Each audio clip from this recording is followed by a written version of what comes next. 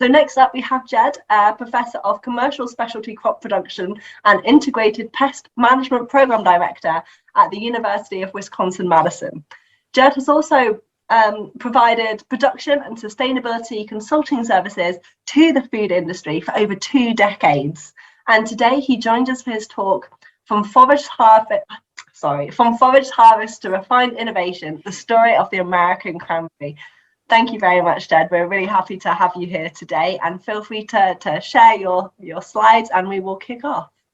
Thanks, Natalie. I'll do so. If you could bear with me while I switch over to the presentation here. Great. Can you see that, Natalie? Yep, we can all see. Thanks so much. Yeah, thank you very much for having me today. I'm very pleased to have the opportunity to talk to you about American cranberry production. And of course, when it comes to cranberry production in North America in general, this is a very young industry compared to anything, of course, that we would find in the UK and Europe. But as I'll show you, over the past century or so, it's undergone dramatic change from what was a native plant that was foraged by our indigenous people and early settlers to what now is probably the most refined, specialized agricultural industry that I've worked in about my 3 decades of working across North America. So how did we go from that native crop that was foraged to such a specialized? I'll show you how that happened over time by first describing a little bit about our early history in cranberry production from a native bog plant. And then I'll describe to you how research, management, and technology have drastically changed this industry over the last century by showing you first how the cranberry plant grows itself, and then how we changed production and refined it to optimize berry yield through research, technology, and development. I'll share with you some of the results from our recent research, looking at a big data approach to determine what changed that production so dramatically, which factors account most for our optimized yield and production. And then I'll close by just sharing with you some of the highlights of recent research advancements conducted in my lab as well as among my colleagues in the cranberry industry. So let's start by looking at some of the very early production as cranberries were widely consumed and used medicinally by Native Americans. Early settlers joined in harvesting the native cranberry bogs. And in about 1816, we attribute the first commercial cultivation in New England in the Commonwealth of Massachusetts that's often attributed to starting our industry by Captain Henry Hall. And Captain Hall made a very interesting observation that in his native bogs around Cape Cod and in the Commonwealth of Massachusetts, when the sand blew off the beaches and across the bogs, his cranberry production was enhanced. So he began sanding the bogs to enhance the production and stimulate new growth, and eventually planted cranberries into sanded bogs. And that was the beginning of our commercial cranberry industry. It soon spread westward by the late 1800s, and cultivation had spread to the west coast of North America. I'm here in the state of Wisconsin, where at this point we produce about 60% of the US cranberries. And if we go back and just start by looking at some of the early statistics about cranberry production in 1900, our US Department of Agriculture in their bulletin had some really interesting observations about the crop at that point. And if we look in our state of Wisconsin here, the average yield per acre was 19 bushels. And then they go on to say this low average being partly due to the inclusion in the total acreage of a number of new bogs, which were not yet bearing. So that's a signal or an indication of the beginning of our commercial production. And the fact that a crop less than normal was gathered from other bogs owing to injury by blight, generic disease at that point, frosts, insects, and other causes. The average yield per acre was still further reduced by the scant crop on some of the natural bogs, owing to a lack of care and cultivation. And I'll show you, as we certainly lack no care or cultivation in our very refined agricultural production system at this point.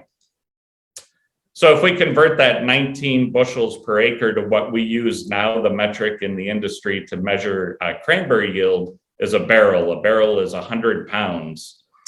So if we convert that in 1900 in the hand harvest, as you see in the left-hand side here in Wisconsin, that's about 6 barrels per acre.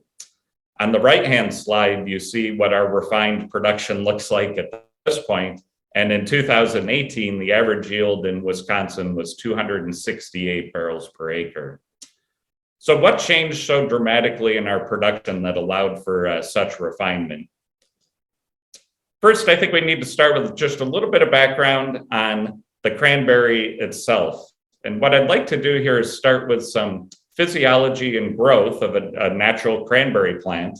And then in the next few slides, I'll show you what we've done in production to optimize these growth characteristics in our refined system. So we start by planting cranberries as root pieces that are simply spread on the ground and disked into the sandy soil. And you'll see, similar to what Captain Hall observed, we layered our soil in high organic matter with layers of sand, and that sand stimulates new vegetative production. It prevents the cranberries from becoming too woody. So as the cranberries become established after planting, they send out stolons or runners across the ground, and that ends up forming a very dense mat of cranberry tissue. And then we have 2 different types of uprights. After about 4 years of runner growth, the cranberries start to produce uprights. Vegetative uprights, as you see here on the right-hand side, and fruiting uprights. And what's critical to optimizing cranberry production from a physiology and growth standpoint is to reduce that heavy propensity or a risk of biennial fruiting, where we get a heavy crop one year and almost nothing the next year. And I'll show you that we do that through measuring nitrogen in tissue and soil, and then optimizing or spoon feeding nitrogen to level out the production years between vegetative and fruiting uprights. In a fruiting upright, we have last year's upright growth and the terminal bud that is set in about August of the year before harvest. Those terminal buds in about June or so here produce flowers, usually 3 to 5 per fruiting upright. And the berries begin to fill with the carbohydrates from last year's upright growth are shipped into the berries. That carbohydrate load, again, an important piece in nitrogen management in the year prior, determines how many berries completely fill and are harvested versus those that are aborted. And out of the 5 original flowers, we typically get 2 to 3 harvested berries per year. And then, the cranberry produces the upright for the next year.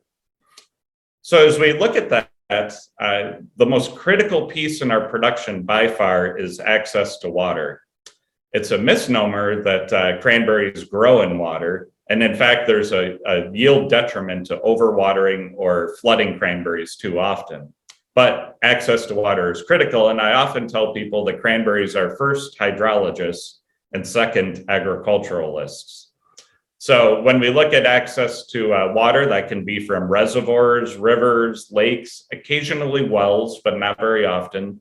So they typically utilize surface water. And therefore, most of our cranberry production occurs in the lowest areas, of course, where there are a lot of native wetlands, reservoirs, rivers, and lakes. And we use this water for irrigation, frost protection, sustained cold weather floods, insect control floods, where we drown the insects over a few days in the spring, harvest floods, as I'll show you, we do what's called a wet harvest here, and winter ice making. And I'll show you each of these stages as we move through a cranberry production system. Interestingly, too, I mentioned that cranberry growers are typically hydrologists first. The name of the game in making cranberries economically solvent is to be able to move water with as little pumping as possible. And that's where our production became very refined. If you look at the cranberry beds, the fields as we call them, they're each laser leveled to drain from one end to the other, and then from bed to bed with just gravity flow of water. And then that cycles back into the lowest part of the marsh and drains back into the wetland ecosystem after going through a settling system. So very, very refined production at the time of planting. Water is absolutely critical, but as I mentioned, overwatering reduces yield, creates anoxic conditions, and causes fruit rot. So we use overhead watering systems to and soil tensiometers to measure soil moisture, and then adjust to replace just the water that we lost through evapotranspiration. We also use this overhead irrigation system, as you see in the slide on the right, to frost protect our berries in the spring and fall, as they aren't as winter hardy in the newer varieties as some of our native cranberries. In terms of planting, again, we start with laser level sanded beds. You see a sand production system on the left. It's what we call sugar sand, typically taken from the site on which the cranberries are grown, and then sieved to get the finest, purest sand possible. And then we start our production from two different aspects. More commonly would be the right-hand side, where we have mowed clippings from another bed where it had desirable production and a desirable variety. Or if it's a newer variety, we start with plugs, as you see on the left-hand side, and plant them as transplants. But much more commonly, it's a very simple system of using a retired manure spreader to spread the clippings on the soil surface and simply disc them in.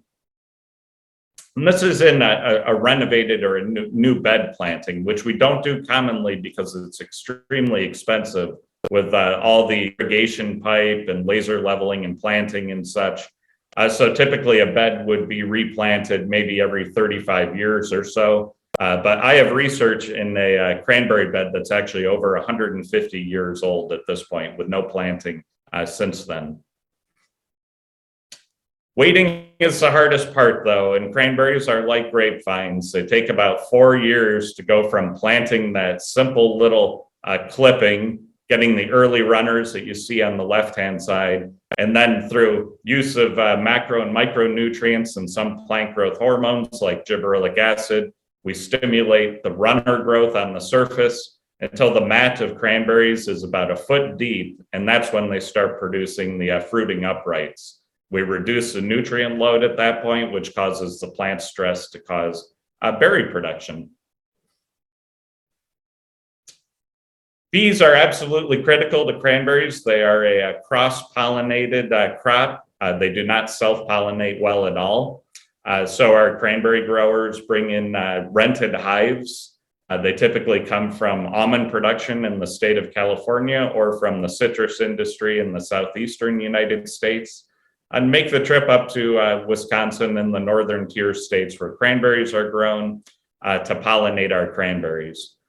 During pollination time, not much else happens on the marsh because the growers want it very quiet and calm and let the bees do their work. We hope for moderate temperatures, not too cold that they stay in the hive, and not too windy that they get blown off site. And at this point in the season, we get into heavy pest scouting and this very refined management. The average cranberry marsh is scouted 14 times during the season by a professional scout, as you see in the middle picture with a sweep net here. We use traps, as you see on the far left-hand picture, to monitor insect pest movement, pest development, and pest populations. We also use pheromones for mating disruption, particularly with the lepidopteran moth pests that can become problematic in cranberries. And some parts of production, fruit rot can be very challenging, and in particular years. This past year is a great example. We had double the normal amount of precipitation in much of cranberry production and up to 40% fruit rot. And then the native perennial wetland species are often weedy in cranberries, and we have odd weed species like acer species, the maples, silex or willow trees that become woody plants in a woody production crop. Then we get into the harvest season, which is by far our most colorful and fun time of year. As I'll show you, it's just a glorious time to be on a cranberry marsh as the leaves change color around the marsh and the berries turn red. The berry development, at that point, the berries have filled and we wait for enough cold nights to stimulate the anthocyanin and antioxidant production and the red color on the berries themselves. The red color is a critical trait that we look for on the quality end of the cranberry. And so we have to wait until we get the right amount of colder nights to stimulate that red color development. The other key piece in cranberries is to have firm, whole berries where the skin integrity is whole and sound. And that's one of the reasons why we do a wet harvest, as you're about to see here. Whole berries float. And so they get pumped off the marsh, whereas the berries that have rotted or have insect damage or hail damage, they stay down in the bed of the cranberry and they don't go into the harvest. So we do kind of a pre-sort on quality just by the way the cranberries are harvested. And I'll show you how that technology developed many moons ago. So this is an all new technology. Some of it has been around for quite a while. Why do we want whole berries? The number one economic profit center for cranberries is in the sweetened dried cranberry market, and that's changed over the past 2 decades or so. And then the remainder of the crop is pressed and used as juice concentrate, 35% of which is exported to Europe. So again, colorful time of year and a fun time to be on a cranberry marsh to literally see the fruits of your labor from a long season of frost protecting, pest management, and nutrient management. So again, the whole berries float. We beat them or knock them off the cranberry vine with a rotary beater or what looks like a flail bar that's dragged across as the cranberries are flooded. In the bottom left-hand side, these cranberries here have nicely blown over to one side, which makes it easier to harvest. But eventually in the bottom right-hand side, we use booms that would be similar to what's used, unfortunately, in an oil spill. Obviously, it's never been used in an oil spill, but the same booms are used to corral the cranberries to a corner. And then we have 2 ways of moving them into trucks for sending them to the receiving plant. We can either use a water flume and a berry lift, as we call it, or the newer way of doing it is simply a pump that's put in and the berries are pumped off the surface of the flooded cranberry bed into a truck that has a grate bottom, so the water goes out the bottom and the cranberries remain in the truck for shipment to the receiving plant. And then at the receiving plants, the cranberries are intensely monitored. Each truckload is tested for any sort of contaminants, and a pesticide screen is conducted to make sure that they don't exceed any tolerances. And the berry quality is also measured to make sure there's not too much fruit rot or broken berries that could not be used for the sweetened dried cranberry market. As I mentioned, not all of the technology, though, is new in this century of change that we've had in the cranberry industry. And I'll use this as my example. This is what we call a stair step. In the story or the lore in the cranberry industry here is that this was discovered by mistake. Basically, the story goes that as one of our early cranberry growers was carrying a tray of cranberries into their root cellar, they tripped and dropped the tray of cranberries. And they noticed that the whole berries, the berries that we want on the market, bounced down the steps and made it to the bottom. Whereas the berries that had compromised skin integrity were flat and they didn't bounce. They sat on the steps. So then, of course, they started pouring the berries down the steps to be able to sort out the whole berries. And this machinery that you see here is one that's still used here in our fresh market cranberry industry, which represents about 5% of the cranberry industry. And it's called a stair step. And simply the berries are poured in the top and go down a series of steps where those with no integrity sort out at the bottom of the step. They don't make the jump to the next step. And then they go across this conveyor belt for packing. This actual model is about 80 years old and it's still in use. So not all of our technology is brand new. Then we get into winter, and we put on what's called a winter flood. And a winter flood is a way to protect the cranberries from our exceedingly cold northern tier winters. And basically, the cranberries are, we flood the cranberry beds, and then after solid ice is formed, the water's dropped out the bottom, the boards are pulled, and the water flows out of the beds, and the cranberries are basically in a terrarium of ice. And we now know a lot more, as I'll show you from recent research, that they're growing all year. So this is important protection. And we apply sand, just like Captain Hall did, but with a dump truck that stimulates the production over years and freshens up the vegetative growth. So let's move on a little bit to what matters most in our last few minutes here. So we've had a century of change, a lot of technology, research, and management change.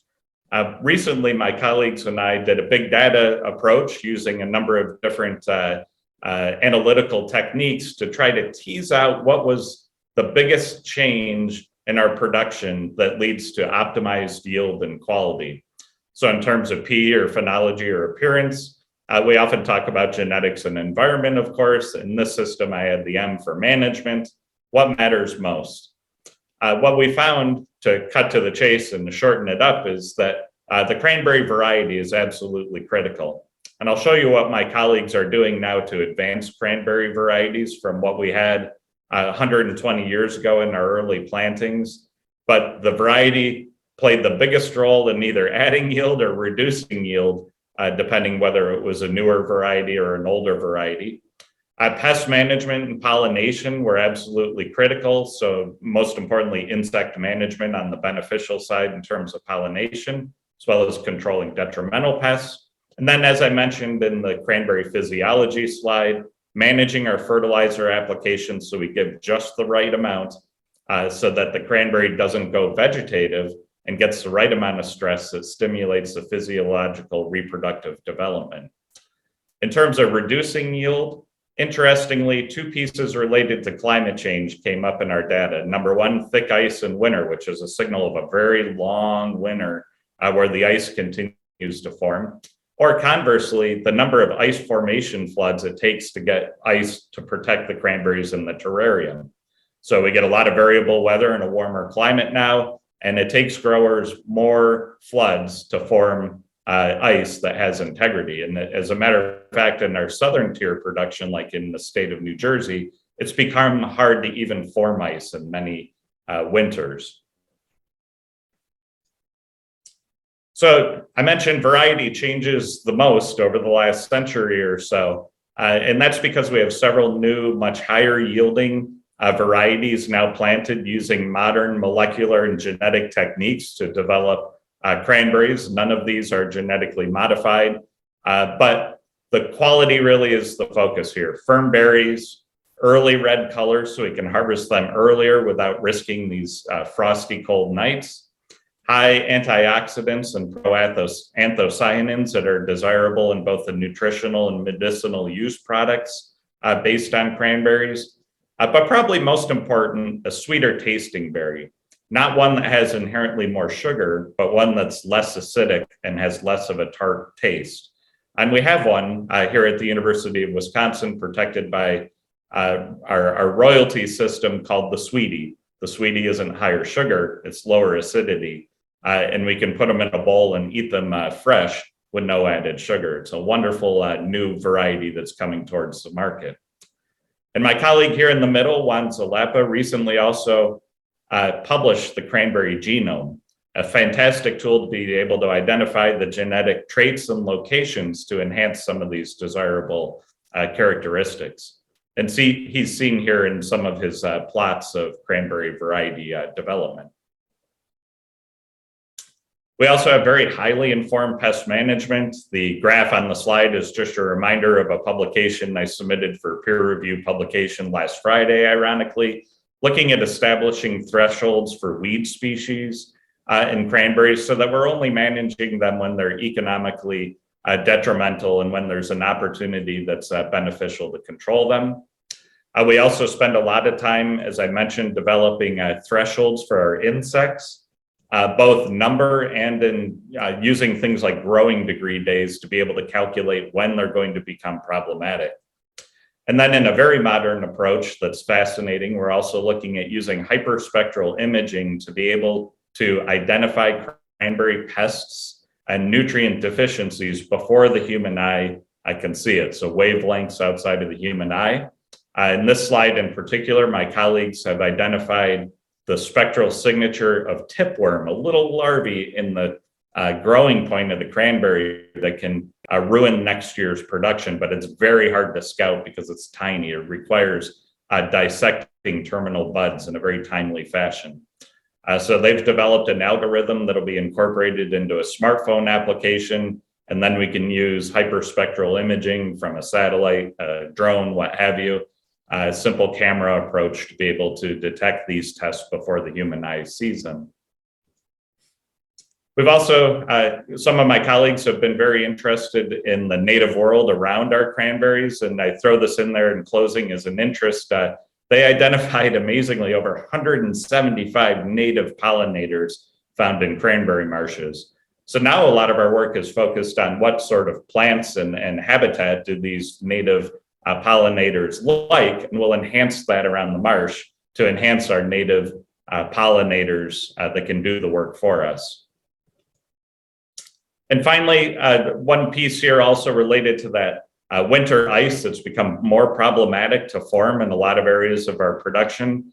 My colleagues have looked at ways to monitor growth under that ice during the year, and we find that they grow a lot more than we ever anticipated. So now we can put attention towards finding a way to manage ice and cold hardiness in a time of climate change.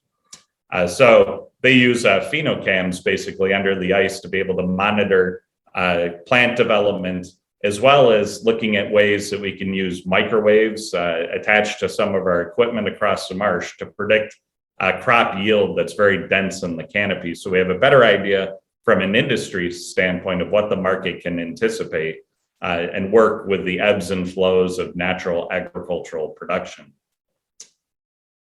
So with that, Natalie, I believe we're pretty close to on time, and I would be happy to entertain any questions.